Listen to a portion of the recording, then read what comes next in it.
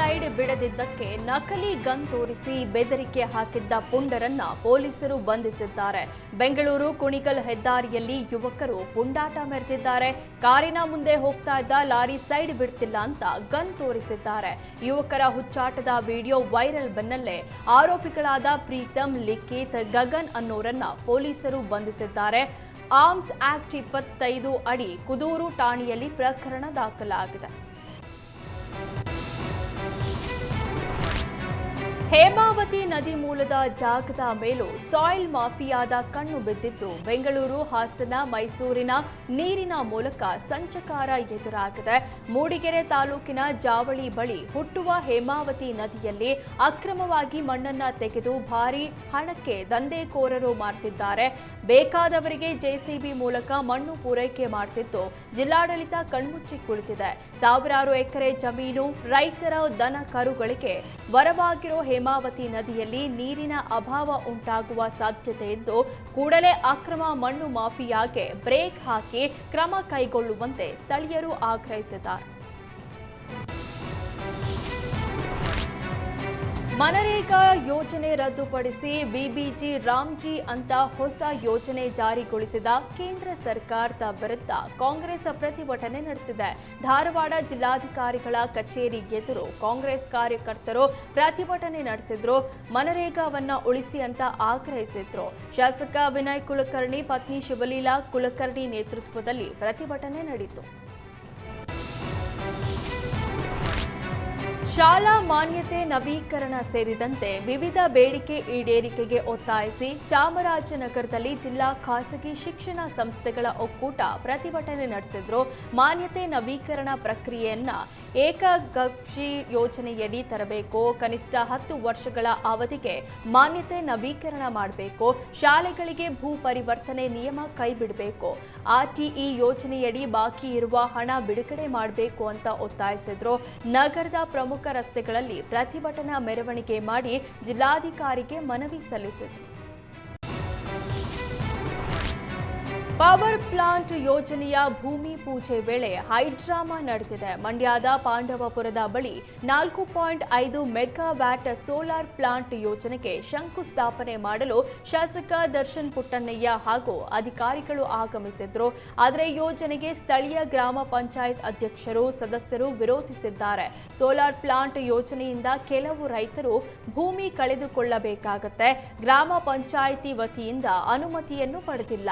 ಅಲ್ಲದೆ ಕಾರ್ಯಕ್ರಮಕ್ಕೆ ಗ್ರಾಮ ಪಂಚಾಯತ್ ಅಧ್ಯಕ್ಷರು, ಸದಸ್ಯರನ್ನ ಆಹ್ವಾನಿಸಿಲ್ಲ, ಶಿಷ್ಟಾಚಾರ ಉಲ್ಲಂಘನೆ ಮಾಡಲಾಗಿದೆ ಅಂತ ಕಿಡಿಕಾರಿದ್ರು. ಮತ್ತೊಂದೆಡೆ ಯೋಜನೆಗೆ ಚಾಲನೆ ನೀಡುವಂತೆ ಮತ್ತೊಂದು ಗುಂಪು ಪಟ್ಟು ಹಿಡಿದಿದ್ದು ಶಾಸಕರ ಮುಂದೆಯೇ ವಾಗ್ವಾದಕ್ಕಿಳಿದ್ರು. ವಿರೋಧದ ನಡುವೆಯೂ ದರ್ಶನ್ ಪುಟ್ಟಣ್ಣಯ್ಯ ಭೂಮಿ ಪೂಜೆ ನೆರವೇರಿಸಿದ್ರು. ಕುಖ್ಯಾತ ಕಳ್ಳನ ಸಹವಾಸ ಮಾಡಿ ಸ್ನೇಹಿತನು ಅರೆಸ್ಟ್ ಆಗಿದ್ದಾನೆ. ಮಾದನಾಯಕನಹಳ್ಳಿ ಅಂಚೆ ಪಾಳ್ಯದಲ್ಲಿ ಮನೆ ಬಾಗಿಲು ಒಡೆದು 300 ಗ್ರಾಂ ಬೆಲೆ ಬಾಳುವ ಚಿನ್ನಾಭರಣವನ್ನ ಕದ್ದಿದ್ರು. ಮಳವಳ್ಳಿ ಅಲಗೂರು ಮೂಲದ ಆರೋಪಿಗಳು ಕೃತ್ಯ ಎಸಗಿದ್ದು ಶ್ರೀಕಾಂತ್ನನ್ನ ಬಂಧಿಸಲಾಗಿದೆ. ಮಳವಳ್ಳಿ ಬಳಿ ಮಾರ್ಕೆಟ್ನಲ್ಲಿ ಶ್ರೀಕಾಂತ್ ಸಣ್ಣ ಪುಟ್ಟ ಕಳ್ಳತನ ಮಾಡ್ತಾ ಇದ್ದ. ನಂತರ ಸಿದ್ದು ಜೊತೆ ಸೇರಿ ಮನೆ ಕಳ್ಳತನದಲ್ಲಿ ಭಾಗಿಯಾಗಿದ್ದ.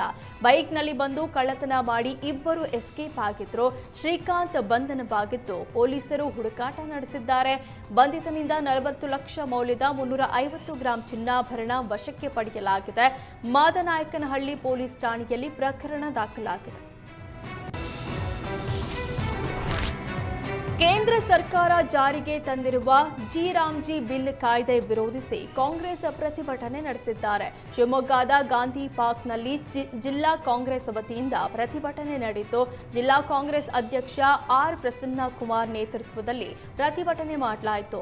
ಮಹಾತ್ಮ ಗಾಂಧಿ ಹೆಸರಿನಲ್ಲಿದ್ದ ಗ್ರಾಮೀಣ ಉದ್ಯೋಗ ಖಾತ್ರಿ ಯೋಜನೆ ಸ್ವರೂಪ ಬದಲಾವಣೆ ಮಾಡಿ ಬಿಬಿಜಿ ರಾಮ್ಜಿ ಎಂಬ ಹೆಸರನ್ನ ಕೇಂದ್ರ ಸರ್ಕಾರ ಇಟ್ಟಿದೆ. ಇದು ಗಾಂಧೀಜಿ ಅವರಿಗೆ ಕೇಂದ್ರ ಸರ್ಕಾರ ಮಾಡಿರುವ ಅವಮಾನವಾಗಿದೆ. ರಾಜ್ಯ ಸರ್ಕಾರಗಳ ಅಧಿಕಾರವನ್ನ ಮೊಟಕುಗೊಳಿಸಿದೆ. ಒಕ್ಕೂಟ ವ್ಯವಸ್ಥೆಗಳಿಗೆ ಅಪಾಯ ತರುವ ಕೆಲಸವನ್ನ ಕೇಂದ್ರ ಸರ್ಕಾರ ಮಾಡ್ತಾ ಇದೆ ಅಂತ ಆರೋಪಿಸಿ ಆಕ್ರೋಶ ವ್ಯಕ್ತಪಡಿಸಿದರು. ಸರ್ಕಾರಿ ಅಧಿಕಾರಿಗಳಿಗೆ ಕಾಂಟ್ರಾಕ್ಟರ್ ಧಮಕಿ ಹಾಕಿ ಅವಾಚ್ಯ ಶಬ್ದದಿಂದ ನಿಂದಿಸಿ ಪುಂಡಾಟ ಮೆರೆದಿದ್ದಾನೆ. ದಾಸರಹಳ್ಳಿ ಭಾಗದಲ್ಲಿ ಕಾಮಗಾರಿ ಕೆಲಸ ನಮಗೇ ಬರಬೇಕು ಅಂತ ಕಿರಿಕ್ ತೆಗೆದ ಕಾಂಟ್ರಾಕ್ಟರ್ ದಾಖಲೆಯ ಪೇಪರ್ ಹರಿದು ನಂದೀಶ್ ಎಂಬಾತ ಬಿಬಿಎಂಪಿ ಕಚೇರಿಯಲ್ಲಿ ದಾಂಧಲೆ ಮಾಡಿದ್ದಾನೆ. ಬಾಗಲಗುಂಟೆ ಬಿಬಿಎಂಪಿ ಕಚೇರಿಗೆ ನುಗ್ಗಿ ನಮ್ಮದೇ ಫೈಲ್ ಮೂವ್ ಆಗಬೇಕು ಅಂತ ಬಿಬಿಎಂಪಿ ಇಇ ಸಂಗೀತಾಗೆ ಧಮಕಿ ಹಾಕಿದ್ದ. ಘಟನೆ ಸಂಬಂಧ ಬಾಗಲಗುಂಟೆ ಪೊಲೀಸ್ ಠಾಣೆಗೆ ದೂರು ನೀಡಲಾಗಿದೆ. ಸಿಸಿಬಿ ಆಂಟಿ ನಾರ್ಕೋಟಿಕ್ ವಿಂಗ್ ಕಾರ್ಯಾಚರಣೆ ನಡೆಸಿ ಒಟ್ಟು 5.15 ಕೋಟಿ ಮೌಲ್ಯದ 2.5 ಕೆಜಿ ಎಂಡಿಎಂಎ ಸೇರಿ ಮಾದಕ ವಸ್ತುಗಳನ್ನು ವಶಕ್ಕೆ ಪಡೆದಿದ್ದಾರೆ.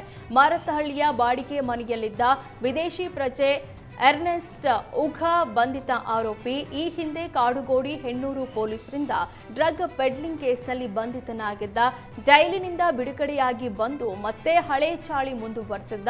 ಸದ್ಯ ಬಂಧಿತನಿಂದ 5 ಕೋಟಿ 15 ಲಕ್ಷ ಮೌಲ್ಯದ ಮಾದಕ ವಸ್ತು ವಶಕ್ಕೆ ಪಡೆಯಲಾಗಿದೆ.